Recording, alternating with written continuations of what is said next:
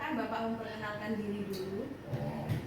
Saya Abdul Wahid, Kepala SMA Negeri 1 Tanjung Bumi. Dalam hal ini diminta diwawancari terkait dengan program CGP Guru Bai'ah ya, yang berkaitan dengan dilema ITK. Oke, siap. Baik Bapak, langsung saja ya Bapak. Selama ini bagaimana Bapak mengidentifikasi terjadi kasus-kasus di sekolah yang Bapak tangani? Apakah itu termasuk dilema etika atau bujukan moral? Ya, dilema etika dengan bujukan moral tentu hal yang mirip tapi berbeda. Saya harus pertama kita harus mengenali nilai-nilai yang berhalang, yang bertentangan dengan yang ada dengan situasi seperti itu. Kita harus memilah mana yang dilema etika, mana yang bujukan moral. Ya. Baik. Selama ini bagaimana Bapak menjalankan pengambilan keputusan di sekolah, terutama jika terjadi kasus-kasus ada dua kepentingan yang sama, misalnya benar melawan benar atau sama-sama mengandung nilai kebajikan? Ya, pertama kita harus menguji apa namanya tadi, apakah itu dilema etika atau bukan moral. Tentu saya harus melakukan resolusi adaptif, artinya dalam pengambilan keputusan nanti saya harus berbasis nilai akhir, berbasis fair, ya, rasa peduli, berbasis apalagi namanya peraturan, rule based thinking. Jadi tentu kita harus mengedepankan mengambil keputusan yang sesuai dengan prinsip-prinsip yang saya sebutkan tadi.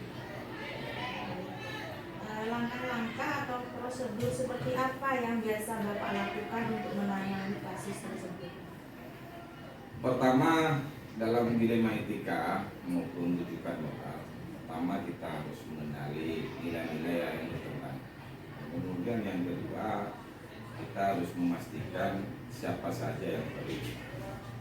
Yang ketiga, kita harus mengidentifikasi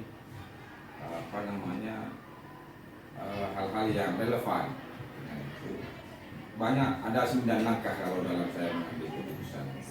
Di antaranya tadi ditambah misalnya ada kita harus menguji apakah itu kebenaran daripada benar apa salah dari tiga itu. Paradigmanya juga kita harus uji. Kemudian kita harus resolusinya kita melakukan berbasis resolusi. Kemudian mengambil keputusan dan terakhir kita harus merefleksikan apa yang kita sebutkan. Ada 9 langkah dalam saya. Hal-hal apa saja yang selama ini Bapak anggap efektif dalam pengambilan keputusan, terutama pada kasus dilema etika? Ya. Pertama kita harus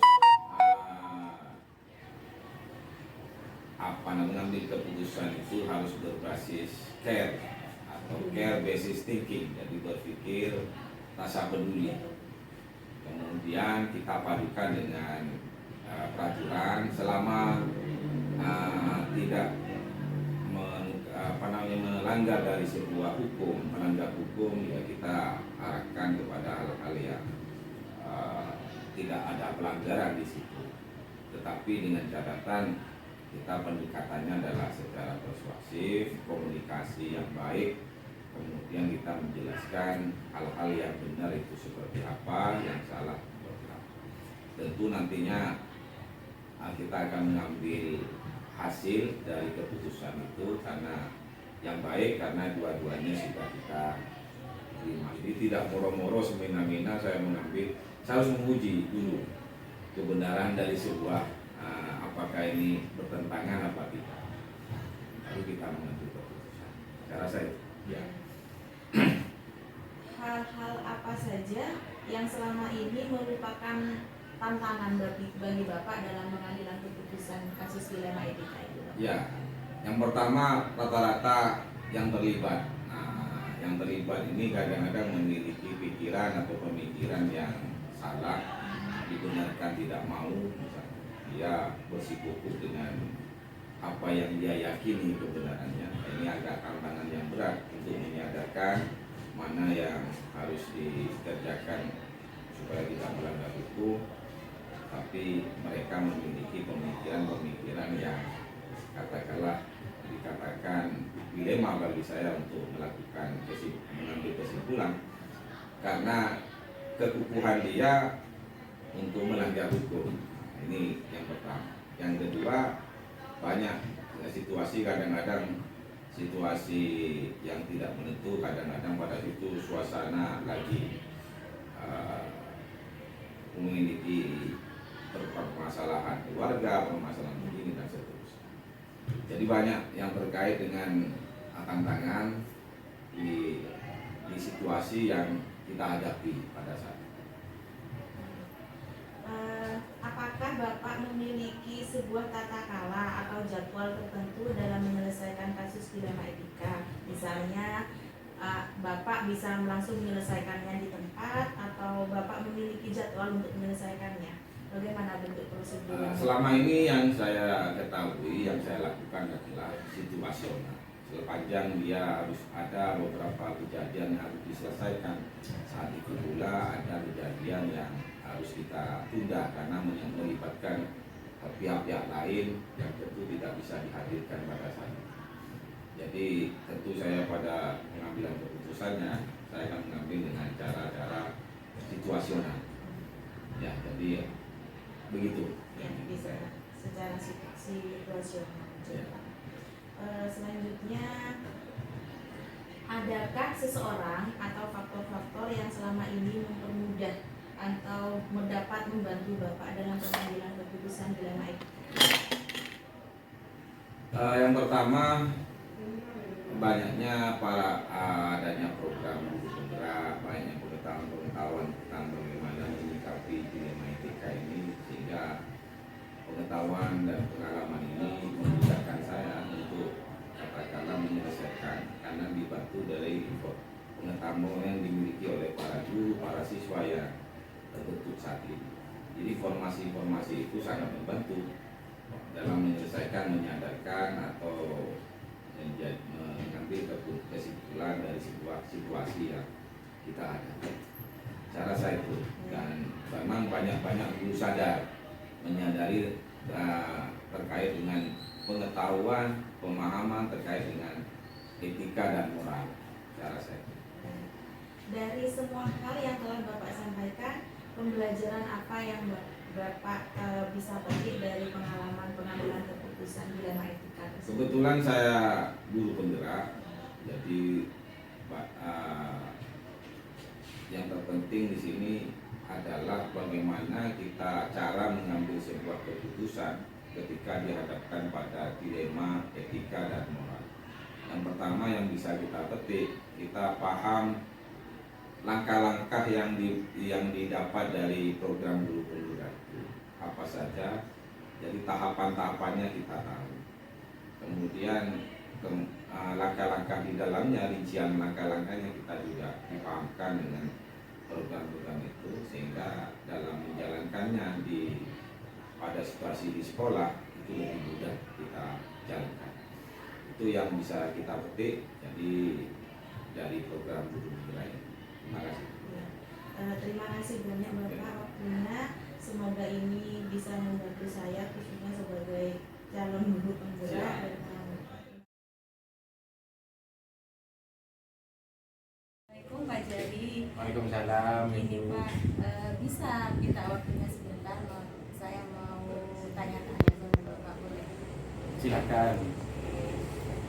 Mungkin Bapak bisa memperkenalkan diri. Nama saya M. Jari, Kepala SMA Negeri 1 Pokok, Kabupaten Bangkalan.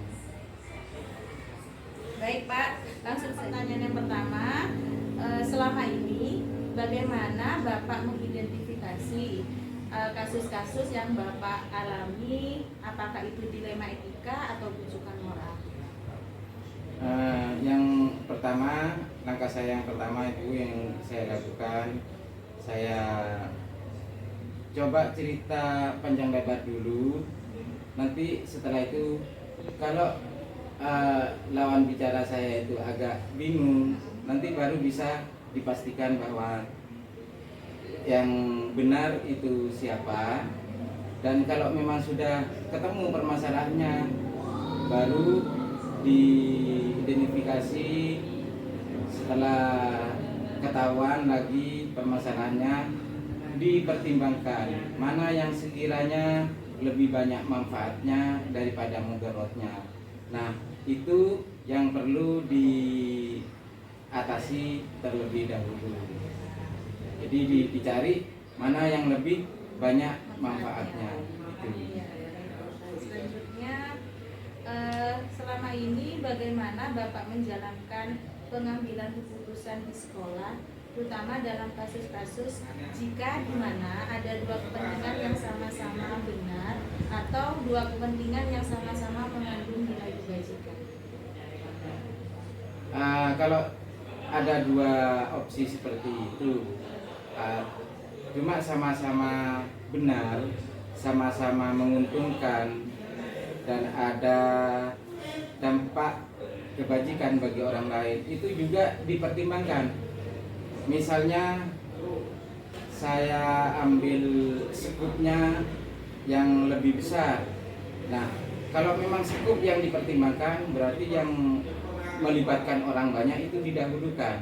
Sedangkan yang satunya sama-sama kebajikan tapi hanya satu orang, jadi mengutamakan yang lebih banyak. Selanjutnya Bapak, langkah-langkah atau prosedur seperti apa yang biasa Bapak lakukan selama ini dalam mengatasi permasalahan tersebut? Langkah-langkah saya dalam mengatasi permasalahan, misalnya ada seorang guru yang diberi tugas atau laporan itu tidak benar atau banyak kesalahan di situ. Jadi pertama saya wawancara dulu dengan dari hati ke hati, sehingga tidak terkesan bahwa saya itu mengorek tentang kesalahannya teman saya itu. Jadi saya sambil guyon-guyon ditanya dulu, misalnya seperti ini, laporan tentang keuangan, padahal di situ ada penyimpangan, tapi saya tidak langsung kepada penyimpangan itu, tapi saya guyon, diumpamakan ke kesalahan orang lain, diperumpamakan. Jadi teman saya itu tidak merasa tersinggung, tidak merasa terpojok. Setelah itu baru masuk ke permasalahan. Dan jika saya itu, kalau sekiranya teman saya itu agak temperamental, saya tidak langsung bicara secara face to face, tapi dengan melalui WA atau SMS, itu lebih dicerna, lebih leluasa, dan dibiarkan dulu, tidak langsung ditanya pendapatnya, tapi dibiarkan dulu sampai 3 hari atau berapa hari lah, biar dia mencerna tentang kesalahannya, biar menyadari, baru setelah itu ditanya lagi. Nah, setelah 3 hari itu mesti nanti jawabannya itu akan mendekati kebenaran, karena sudah dikasih jarak waktu untuk berpikir. Sebenarnya saya pun sudah tahu kalau itu salah teman saya itu, tapi teman saya juga mesti tahu kalau tindakannya itu salah. Tetapi karena saya tidak langsung, kalau saya langsung face to face kan harus menjawab langsung, mungkin nanti bisa tengkar. Tapi kalau didiamkan dulu, biar dikasih kesempatan untuk berpikir dan menjawab, itu mungkin lebih baik menurut saya ini, dan karakter saya seperti itu. Terus hal-hal apa saja yang selama ini Bapak anggap efektif dalam pengambilan keputusan, terutama dalam kasus-kasus dilema etika? Efektif tidaknya sebenarnya tergantung dari keputusan. Kalau saya tidak sebagai kepala sekolah harus tegas memang. Jadi harus, kalau memang itu salah, karena itu keputusan untuk lembaga, untuk orang banyak, bukan individu saya. Kalau individu saya meskipun merasa dirugikan asalkan orang lain senang, saya tidak apa-apa. Tapi ini lembaga, jadi harus tegas.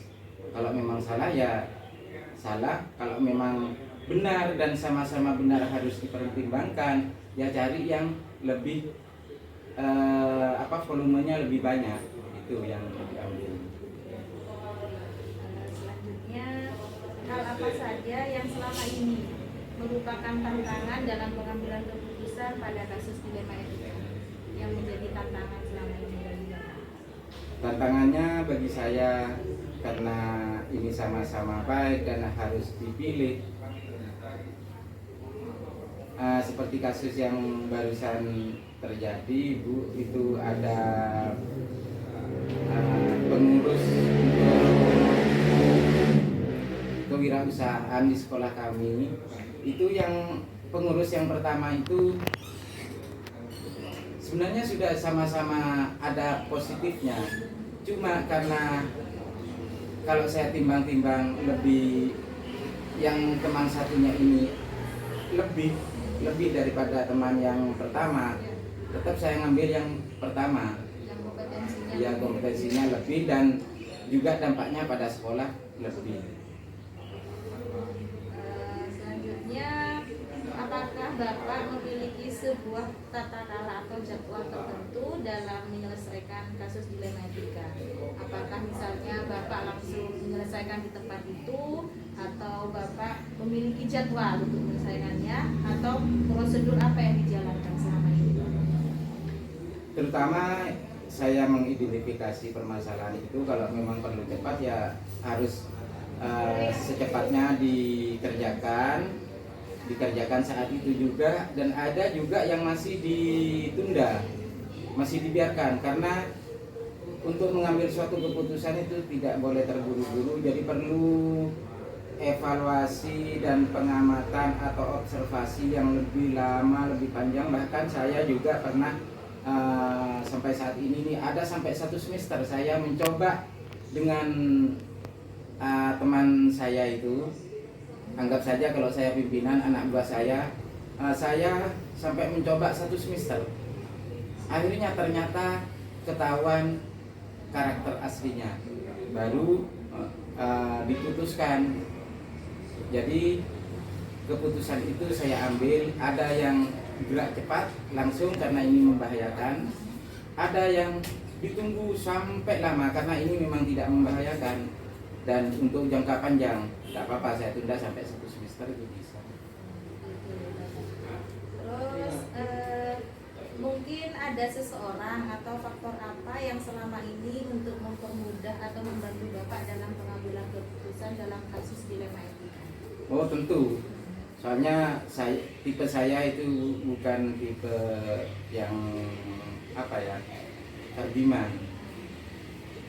Saya setiap ada permasalahan selalu mengumpulkan watak, musyawarah, sehingga nanti hasilnya itu bukan hanya tanggung jawab saya, tapi tanggung jawab sekolah atau bersama. Saya selalu melibatkan waka-waka, dan kalau perlu di rapat umum semua guru, kalau memang itu untuk keperluan sekolah. Jadi musyawarah itu yang paling saya utamakan. Terakhir Bapak, dari semua yang telah Bapak sampaikan tadi, pembelajaran apa yang dapat Bapak petik dari pengalaman Bapak mengambil keputusan terhadap kasus dilema etika? Pengalamannya ya alhamdulillah, karena saya tuh cara mengambil keputusan dilema etika itu seperti tadi yang sudah saya ucapkan, ada yang gerak cepat, ada yang ditunda sampai beberapa lama. Itu sebenarnya untuk meminimalisir kemungkinan terjeleknya. Alhamdulillah, sepertinya selama ini yang saya alami itu alhamdulillah sukses dan tidak ada masalah. Karena permasalahan itu disesuaikan, cara menyelesaikan disesuaikan dengan beratnya permasalahan. Seperti ibu juga kalau punya penyakit, ada yang langsung sembuh, ada yang sampai berbulan-bulan. Tapi kalau kangen tidak bisa ditunda langsung, ya rindu berat. Rindu berat, harus segera bertemu. Ya. Baiklah Bapak, terima kasih Bapak atas waktunya. Semoga apa yang Bapak ceritakan ini bisa membantu saya nanti mengimplementasikannya pada kegiatan-kegiatan yang saya lakukan. Jadi bisa belajar dari pengalaman Bapak. Terima kasih banyak ya Bapak. Ya Ibu. Assalamualaikum. Waalaikumsalam. Assalamualaikum Bapak. Salam Bu Rufi, ya. Bagaimana kabarnya hari ini Bapak? Alhamdulillah baik sehat. Mungkin tadi Bapak ada waktu saya tanya Bapak ya. Boleh, boleh. Mungkin Bapak Mustaqim boleh memperkenalkan diri. Oh, ya. Bismillahirrahmanirrahim. Assalamualaikum warahmatullahi wabarakatuh. Saya Ahmad Muzamil, Kepala LS Saiful Ulum Tanjung. Terima kasih Bapak. Langsung saja ya Bapak. Ini Bapak mungkin selama ini Bapak menjadi kepala sekolah dengan sering terjadi kasus-kasus yang merupakan dilema etika atau kebutuhan. Bagaimana Bapak cara mengidentifikasi bahwa kasus-kasus itu merupakan dilema etika atau kebutuhan moral? Kasus-kasus yang sering saya hadapi memang ada sesuatu yang sifatnya bagus, artinya masalah kasus itu bagus. Sebenarnya masalah, tapi ketika nanti kita sikapi dengan baik, dengan bagus, maka itu akan menjadi sebuah pendorong untuk sebuah agar baik. Tapi sebaliknya ada masalah yang sifatnya seakan-akan bagus, tapi ketika kita putuskan, kita carikan solusi, malah menjadi sebuah bumerang, menjadi masalah persoalan baru bagi kita. Karena itu masalah itu perlu diidentifikasi dulu, perlu dipelajari. Masalah ini menyangkut tentang apa? Kalau misalkan menyangkut tentang kehidupan kehidupan orang banyak di lingkungan sekolah, saya tentunya harus menyiapkan keputusan yang baik. Tapi kalau sifatnya ini kebutuhan moral, seakan-akan bagus masalah ini, tapi sebenarnya dibakar. Maka saya tetap berhati-hati dan memberikan porsi yang agak kurang daripada yang dilemahkan. Seperti itu Bu, kira-kira. Selanjutnya, bagaimana Bapak mengambil keputusan di sekolah Bapak, terutama jika ada kasus-kasus yang ada dua kepentingan yang sama, misalnya sama-sama benar atau sama-sama mengandung nilai-nilai. Ketika masalah itu ada 2 atau 3 masalah yang mengandung nilai kebenaran, sama-sama bagus, sama-sama benar, biasa saja itu biasakan melakukan identifikasi dulu. Identifikasi masalah ini, mana yang harus kita dahulukan, mana yang harus kita pilih dulu. Artinya kalau dalam bahasa itu ada istilahnya sekolah teologi, mana yang harus kita dahulukan. Dengan cara apa? Kita identifikasi dulu, kita pelajari masalah ini, mana yang urgent, mana yang menyangkut kehidupan, menyangkut kebutuhan orang banyak, kebutuhan siswa, ini harus kita dahulukan. Sementara kalau masalah yang satunya tidak begitu urgent, tidak menyangkut kehidupan orang banyak, maka kita pentinglah beberapa itu. Buat skala prioritas Ya, di betul. Selanjutnya Bapak, langkah-langkah atau prosedur seperti apa yang biasa Bapak lakukan selama ini dalam mengatasi dilema etika atau kebutuhan Langkah-langkah. Yang pertama Bu, saya harus mengidentifikasi dulu masalah ini. Seperti yang saya katakan, nanti dampaknya ke mana dan siapa. Dan jika nanti dampaknya menyangkut kehidupan siswa, kehidupan guru, maka ini yang harus saya selesaikan.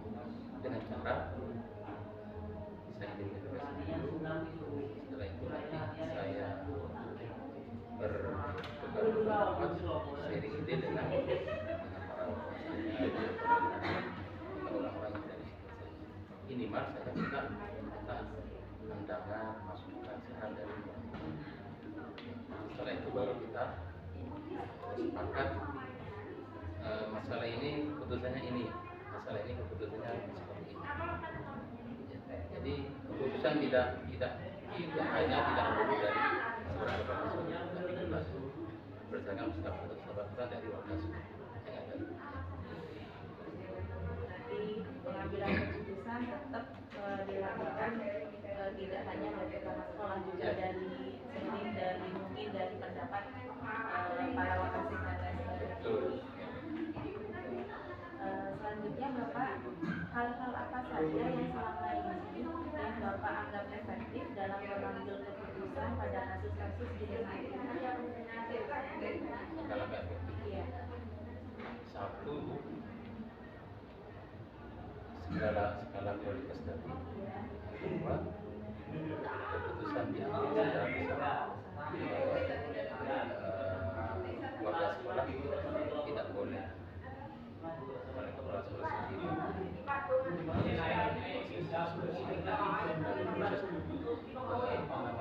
kesepakatan bersama, baru itu ada sosialisasi dari hasil keputusan.